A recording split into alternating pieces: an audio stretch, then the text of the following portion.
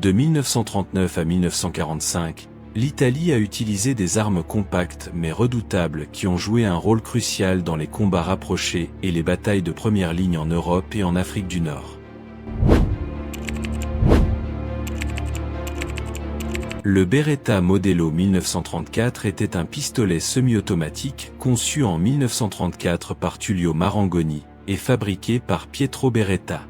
Arme de point standard de l'armée royale italienne, de la marine et de l'aviation durant toute la guerre.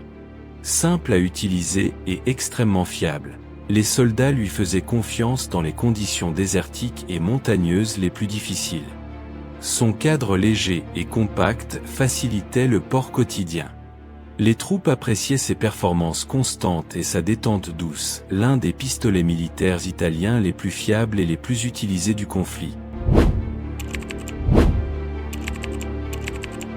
Le Beretta Modello 1935 était un pistolet semi-automatique conçu par Tullio Marangoni et fabriqué par Pietro Beretta. Variante plus compacte du M1934, il utilisait la cartouche légère 7,65 mm et était principalement distribué aux officiers de l'aviation et de la marine italienne. Les soldats appréciaient son profil mince et sa facilité de dissimulation. Son recul réduit permettait une grande précision en combat rapproché. Malgré une puissance d'arrêt inférieure au M1934, sa fiabilité et sa détente douce en faisaient le pistolet d'officier préféré tout au long du conflit. Le Glisanti Model 1910 était un pistolet semi-automatique fabriqué par la Società Siderurgica Glisanti en Italie.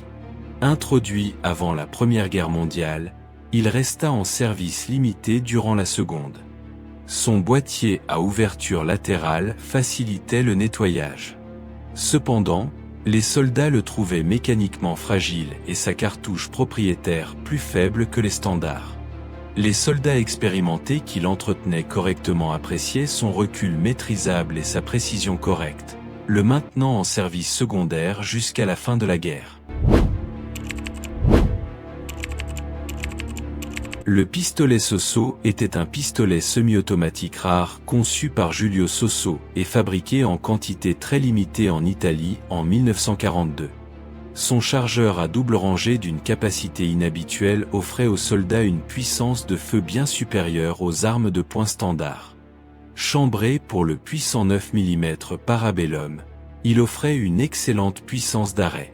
En raison d'une production de guerre extrêmement limitée, très peu d'exemplaires atteignirent la première ligne. Ceux qui le portaient appréciaient sa puissance de feu et son design moderne, l'un des pistolets de guerre italiens les plus avant-gardistes mais tragiquement sous-produits. Le Bodeo Model 1889 était un revolver à double action conçu par Carlo Bodeo et officiellement adopté comme arme de poing standard de l'Italie en 1889. Malgré son âge, il resta en service actif durant la Seconde Guerre mondiale en raison de pénuries d'équipements sévères. Les soldats respectaient sa simplicité mécanique absolue, pas de chargeur à perdre, pas de mécanisme complexe à enrayer. Sa grosse cartouche 10,35 mm délivrait une puissance d'arrêt redoutable à courte portée. Pour les unités en zone arrière, il restait fiable et facile à entretenir dans les conditions les plus difficiles. Le Carcano M1891 était un fusil à verrou conçu par Salvatore Carcano et fabriqué à l'arsenal militaire de Turin. Fusil d'infanterie principal de l'Italie pendant plus de 50 ans, servant lors des deux guerres mondiales. Les soldats appréciaient son faible recul, son poids maniable et son système de chargement en bloc fiable.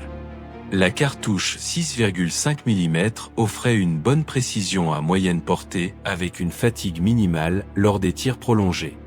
Bien que dépassé selon les standards de la Seconde Guerre mondiale, sa simplicité et sa familiarité en faisaient un compagnon fiable pour les fantassins italiens sur tous les théâtres d'opération. Le Carcano M1891 Moschetto da Cavalleria était une variante carabine raccourcie du M1891, spécialement conçu pour la cavalerie italienne et fabriqué à l'arsenal de Turin. Sa longueur compacte facilitait grandement la manipulation à cheval. Les cavaliers appréciaient son poids réduit et son canon court permettant un déploiement rapide lors des opérations montées. Bien que la vitesse initiale soit légèrement réduite, il conservait une précision fiable aux distances de combat courtes, une arme pratique et parfaitement adaptée à la cavalerie italienne tout au long du conflit. Le Carcano M1891 TS Moschetto per Truppe Speciali était une carabine compacte conçue pour les troupes spéciales, sapeurs et unités de soutien italiennes, fabriquée dans les arsenaux d'État italiens. Il disposait d'une baïonnette repliable fixée en permanence au canon, éliminant le besoin d'une lame séparée. Les soldats appréciaient sa taille compacte et sa baïonnette intégrée pour une disponibilité immédiate au combat rapproché. Son poids maniable en faisait l'arme de défense personnelle idéale pour les spécialistes, une solution intelligente et pratique pour les unités spécialisées italiennes durant la Seconde Guerre mondiale. Le Carcano M1891-24 était une modernisation d'après-guerre du M1891 original, produit dans les arsenaux d'État italiens. Son canon raccourci créait un fusil d'infanterie plus léger et plus compact, mieux adapté aux conditions de combat modernes. Les soldats italiens trouvaient la longueur réduite beaucoup plus maniable dans les tranchées, les environnements urbains étroits et le terrain montagneux. Conservant le même calibre 6,5 mm fiable et le système en bloc, il offrait une manipulation familière aux soldats expérimentés tout en améliorant la maniabilité sans sacrifier la précision ou la puissance de feu. Le Carcano M1891-28 était une variante améliorée de l'entre-deux-guerres de la série M1891, produite dans les arsenaux royaux italiens. Il intégrait des améliorations mineures de la crosse et du canon pour une meilleure balance et maniabilité. Les fantassins italiens appréciaient le système de fonctionnement Carcano familier, nécessitant une formation minimale. Le chargement en bloc fiable permettait un rechargement rapide sous le feu. Bien que sans changement dramatique, ces améliorations ergonomiques en faisaient un choix solide et fiable pour les soldats italiens servant en Afrique du Nord et en Europe durant la Seconde Guerre mondiale. La carabine Carcano M1938 était un fusil à verrou conçu à l'arsenal de Turin comme tentative italienne de moderniser sa puissance de feu d'infanterie. Chambré pour la nouvelle cartouche 7,35 mm offrant de meilleures performances terminales que l'ancien 6,5 mm, il était plus léger et plus court que les modèles Carcano précédents. Les soldats appréciaient sa puissance d'arrêt améliorée et sa taille compacte. Cependant, les difficultés de production en temps de guerre forcèrent l'Italie à revenir à la munition 6,5 mm, limitant considérablement le déploiement complet de la version 7,35 mm. Le Carcano Modello 91 38e était une variante convertie du M1891 original, réalisée pour chambrer la nouvelle cartouche 7 35x51 mm et produite dans les arsenaux d'État italiens.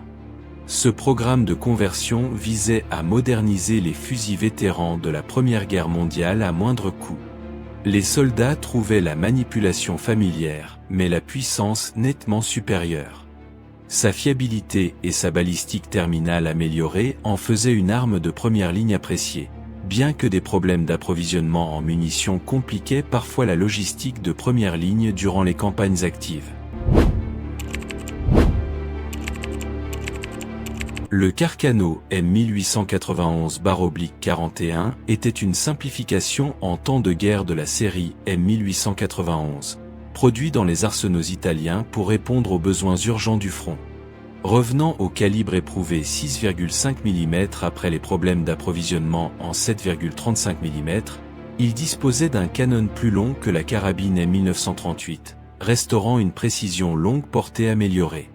Les fantassins italiens appréciaient sa manipulation familière, son chargement en bloc fiable et sa précision constante à longue distance. Sa production privilégiait la praticité au combat plutôt que l'innovation, un fusil fiable et éprouvé durant les phases les plus exigeantes de la Seconde Guerre mondiale. Le Stermann-Liche M1895 était un fusil à verrou autrichien fabriqué par Stermann-Liche en Autriche. L'Italie reçut de grandes quantités comme réparation de guerre après la Première Guerre mondiale et les remit en service durant la Seconde en raison de pénuries d'équipement. Les soldats reconnaissaient immédiatement son système de culasse à tirage direct unique, permettant un rechargement plus rapide que les culasses rotatives traditionnelles. Malgré une munition 8 mm autrichienne non standard compliquant les chaînes d'approvisionnement italiennes, sa cadence de tir et sa fiabilité solide en faisaient une arme secondaire appréciée, particulièrement parmi les forces arrières et coloniales italiennes. Le Veterli Vitali M1870-87-15 était l'un des fusils les plus anciens encore en service italien durant la Seconde Guerre mondiale, conçu à l'origine en 1870 et progressivement modernisé. Fabriqué dans plusieurs arsenaux d'État italiens, il fut converti pour accepter la munition Carcano 6,5 mm standard. Distribué principalement aux garnisons arrières, aux troupes coloniales et aux milices confrontées à de graves pénuries d'équipement, les soldats appréciaient sa simplicité mécanique et sa fiabilité malgré son âge avancé. Son service continu reflétait les importantes difficultés d'approvisionnement de guerre italienne, des armes obsolètes maintenues actives par pure nécessité opérationnelle. Le fusil Armaghera Mod 39 était le fusil semi-automatique le plus prometteur d'Italie durant la Seconde Guerre mondiale, conçu et fabriqué par Armaghera de Crémone. Son mécanisme à gaz avec le chargeur en bloc Carcano familier permettait des tirs de suivi beaucoup plus rapides que les fusils à verrou. Les soldats qui le testèrent louèrent sa cadence de tir améliorée et sa compatibilité munitions. Cependant, des exigences de fabrication complexes et de graves limitations industrielles de guerre signifiaient que seul un petit nombre atteignit les unités de première ligne, la tentative sérieuse mais insuffisamment financée de l'Italie de déployer un fusil semi-automatique moderne pendant la guerre. Si vous avez apprécié cette vidéo et souhaitez voir d'autres analyses historiques d'armes comme celle-ci, n'oubliez pas de liker et de vous abonner. Quelle arme vous a le plus marqué et pourquoi ? Dites-le nous dans les commentaires.